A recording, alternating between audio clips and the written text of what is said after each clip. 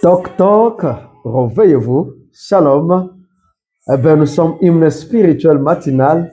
Merci de nous recevoir chez vous encore une fois au travers de cette vidéo, les amis. Ensemble, nous sommes bien préparés pour faire quoi? Pour hisser les drapeaux Jésus-Christ. Alléluia. Alléluia. Nouveau jour, nouvelle vie, nouvelles opportunités pour vous et pour moi. Et si quelqu'un croit aux nouvelles opportunités, n'a qu'à dire Amen, Amen, Amen.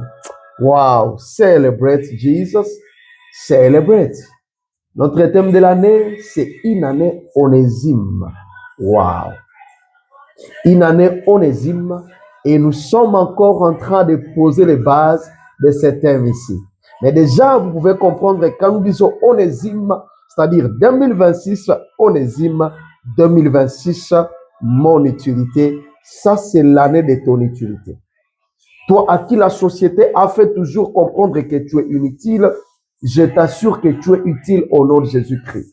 Toi qui pensais par toi-même que je suis inutile, tu es utile au nom puissant de Jésus-Christ. Alléluia. 2026, le sous-thème maintenant qui est en train de nous amener, c'est révéler l'utilité enfouie en toi. Combien de vous ont-ils déjà révélé l'utilité qui était enfouie en eux? J'aimerais que quelqu'un pense. Dieu t'a mis ici avec une utilité. Ne laisse pas la société te faire croire que tu es inutile. Ne laisse pas les circonstances te faire oublier ton utilité. Ne laisse pas ton background, d'où tu viens, te faire croire que voilà, tu es arrêté par là. Il y a encore des capacités, il y a l'utilité en toi. Et tout cela ne se révèle que lorsque tu es en contact avec Christ, que lorsque tu te laisses emporter par le Saint-Esprit. Jésus-Christ est la lumière du monde. Il est venu éclairer, c'est-à-dire que toutes les zones d'ombre dans nos vies, dans nos familles, doivent être élarguées au nom de Jésus. C'est pourquoi cette année, c'est l'année de l'utilité. Mon frère, tu es utile. Ma soeur, tu es utile. Dans le nom de Jésus, dites Amen pendant que nous avançons et commencez la journée avec enthousiasme. Au nom de Jésus, vous êtes utile. Celebrate Jesus. Celebrate. Révéler l'utilité enfouie en toi. Mes amis, une question passe. Puisque vous parlez de l'utilité enfouie en nous, qui doit se révéler. Ma question est celle-ci, pasteur. Si c'est Dieu qui place en nous l'utilité, comment est-ce possible? Comment est-ce possible que cette utilité soit enfouie en nous? Question d'un frère. Merci beaucoup, cher frère. N'avez-vous jamais lu que par manque de connaissances, mon peuple périt? Là, nous commençons à répondre, bien aimés frères et sœurs. N'avez-vous jamais lu que par manque de connaissances, mon peuple périt? La Bible dit, mon peuple est détruit parce que le manque de connaissances. Puisque tu as rejeté la connaissance, je te rejetterai et tu seras dépouillé de mon sacerdoce. Osée 4 et 6. Ces passages que nous aimons beaucoup et nous les proclamons chaque fois. Alléluia. Mes amis, donc la réponse à cette question de ce frère qui a engendré pour nous cet enseignement d'aujourd'hui, je nous ai toujours encouragé. Vous avez une question concernant ceci ou autre chose? Venez-y. Posez vos questions. Parce que c'est ici que nous travaillons ensemble dans hymne spirituel matinal. Soyez bénis pendant que vous vous préparez à poser votre question. Alléluia. Donc, c'est possible que l'utilité soit enfouie en toi, ma soeur. C'est possible que l'utilité soit enfouie en toi, mon frère. Pendant que tu penses que tu te limites là-bas. Je suis en train de parler de cette théorie du singe et du chien. Nous sommes dans un temps où, dans la société, où on amène les chiens et le singe ensemble. On les met ensemble et on dit, vous allez faire l'examen. Et quand on fait l'examen au singe, on dit l'examen, c'est de grimper sur l'arbre. Et dites-moi, où serait la place du chien directement? Et c'est ainsi que le chien va se disqualifier et toute la vie, le chien croira que moi, je suis inutile, moi, je ne mérite même pas. Et il va commencer à questionner Dieu. Pourquoi moi, tu m'as créé là? Le problème n'est pas le chien, le problème n'est même pas le singe, le problème, c'est l'examinateur. Voyez un peu la société dans laquelle nous sommes. Il arrive que la famille te fasse croire que tu es inutile, tu es beau à rien.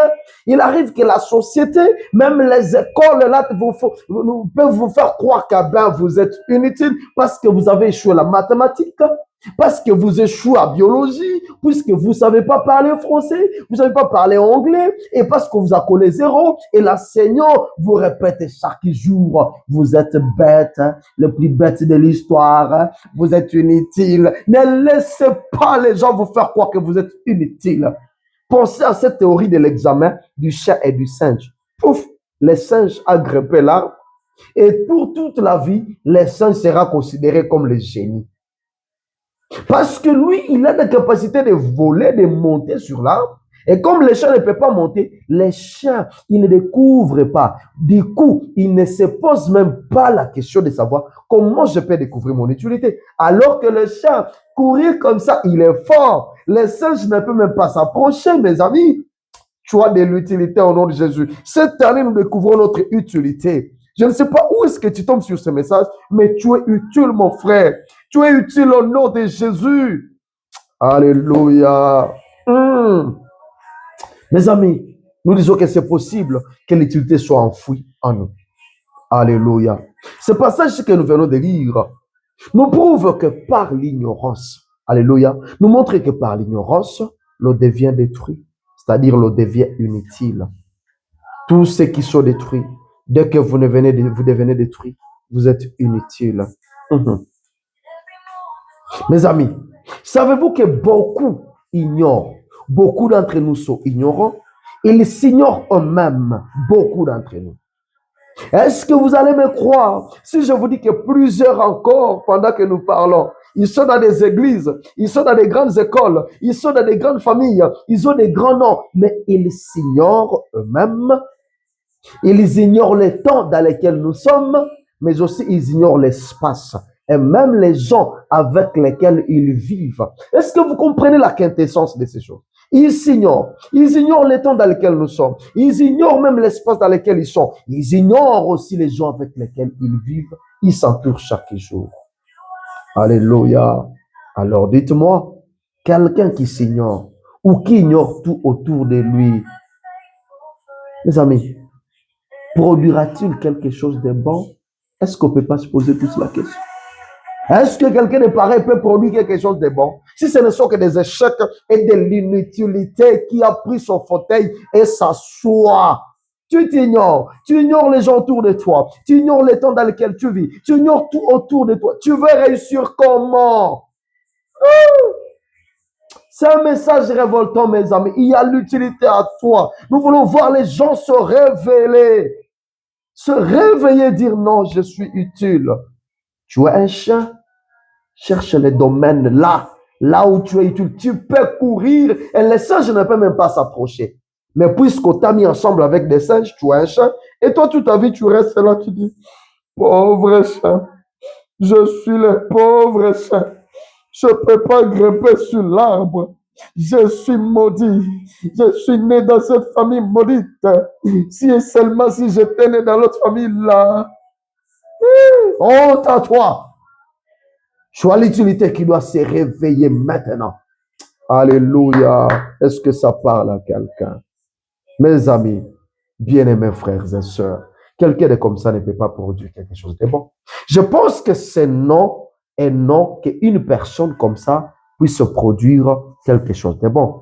Mes amis, le fait que Dieu s'est fait révéler en nous par Christ, c'était pour que nous les connaissions.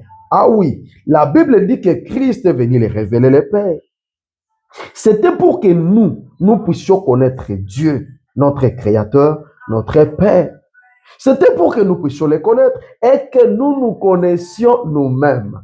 C'est-à-dire le fait que Christ vient révéler le Père, c'est pour que nous connaissions Dieu et en retour, nous nous connaissions nous-mêmes. Alléluia. C'est-à-dire que tu deviens utile quand tu comprends que Dieu dit.